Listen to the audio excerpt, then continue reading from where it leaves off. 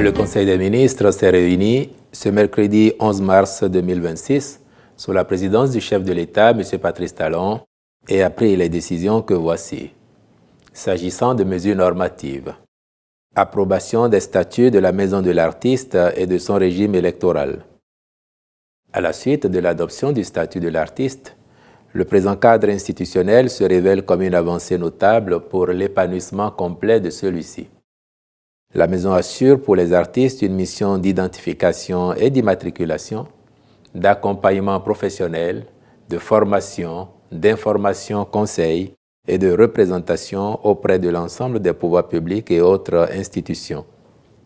Elle est dotée d'une assemblée délibérative, d'un bureau exécutif, de commissions techniques, de délégations départementales, d'un secrétariat général, ainsi que d'organes de contrôle. L'adoption de ces tests consacre donc une organisation propice à l'exercice des professions qu'ils encadrent et qui sont de nature à favoriser le développement d'une véritable industrie culturelle et créative au Bénin. Au titre d'autres mesures normatives, ont été adoptés les décrets portant nomination ou promotion au grade supérieur de certains officiers des forces armées béninoises au titre de l'année 2026. Nomination ou promotion au grade supérieur de certains officiers de la police républicaine au titre de l'année 2026. Avancement des inspecteurs des douanes au titre de l'année 2026. Avancement des inspecteurs des eaux, forêts et chasses au titre de l'année 2026. Création du Comité scientifique national de restitution des biens culturels et nomination de ses membres. Érection du centre de santé de Ménotin en hôpital de zone pour la zone sanitaire Cotonou 5. Conditions d'emploi à la fonction enseignante des personnels des forces de défense, de sécurité et assimilés dans les universités publiques du Bénin. Modalités de recrutement dans les corps des personnels des forces armées béninoises, ainsi que le décret fixant la préséance en République du Bénin. Au chapitre des communications, en point 1, renforcement des compétences en langues étrangères. Ce programme structuré de formation linguistique vise à impacter 800 bénéficiaires dans une première phase, notamment pour la maîtrise des langues véhiculaires comme l'anglais, le mandarin et le portugais, avec pour objectif l'obtention du niveau B2 à minima, correspondant à un niveau avancé ou indépendant en anglais, selon les standards européens. Il permettra de faire du Centre béninois de langues étrangères, CBLAE, un centre national de référence pour l'apprentissage de l'anglais. Les différentes structures chargées de la mise en œuvre de ce projet prendront les mesures nécessaires à son opérationnalisation, en l'occurrence la contractualisation avec les centres de formation retenus. En point 2, contractualisation pour les travaux de requalification urbaine du parcours rituel de la Gani à Niki.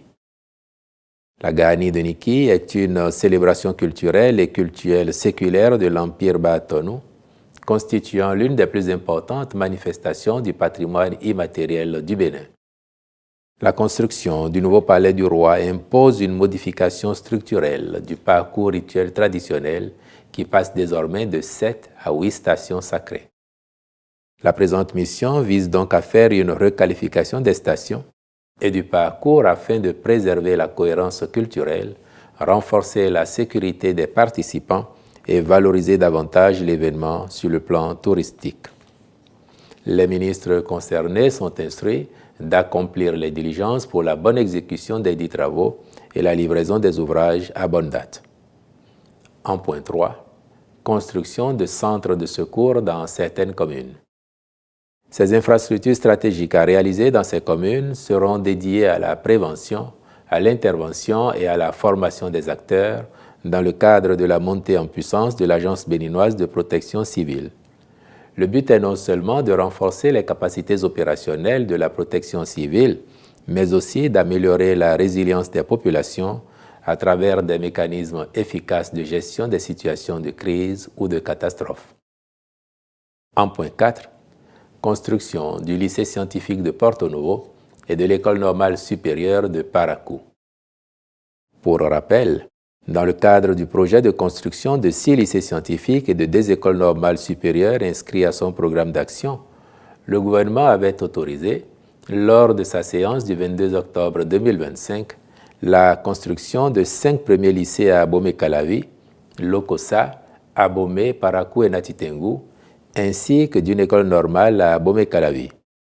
L'ensemble du projet devant être opérationnalisé avec diligence, le Conseil a retenu de confier la réalisation du reste des travaux, à savoir la construction du lycée scientifique de Porto Novo et de l'école normale supérieure de Parakou, à une entreprise déjà mobilisée sur les autres sites. Les cabinets à responsabiliser pour le contrôle technique et la direction des ouvrages ont été également identifiés. En point 5, construction de 3 écoles professionnelles de formation agricole dans les communes de Basila, Ouessé et Zé. En engageant le changement de paradigme du modèle éducatif béninois, donnant ainsi la primauté à l'enseignement et la formation technique et professionnelle, le gouvernement a lancé de vastes réformes pour moderniser ce sous-secteur. Le programme qui démarre s'inscrit dans cette dynamique et vise la construction et la réhabilitation de 26 établissements de formation agricole, dont 12 lycées et 14 écoles professionnelles destinés à former des exploitants agricoles de type nouveau. Les 3 infrastructures de ce premier lot attestent du lancement de la phase de réalisation concrète du projet dans les communes de Basila, Ouessé et Zé. Le Conseil a marqué son accord pour la contractualisation en vue de leur construction, de même que pour le contrôle technique et le suivi des chantiers. En point 6, mission de maîtrise d'œuvre complète du projet de mise en place d'un dépôt d'archivage mutualisé pour les juridictions et d'un espace centralisé de conservation des scellés judiciaires. Au regard de la masse de documents que produit la justice, il apparaît nécessaire de garantir la conservation structurée des archives et scellés pour le bon fonctionnement des juridictions.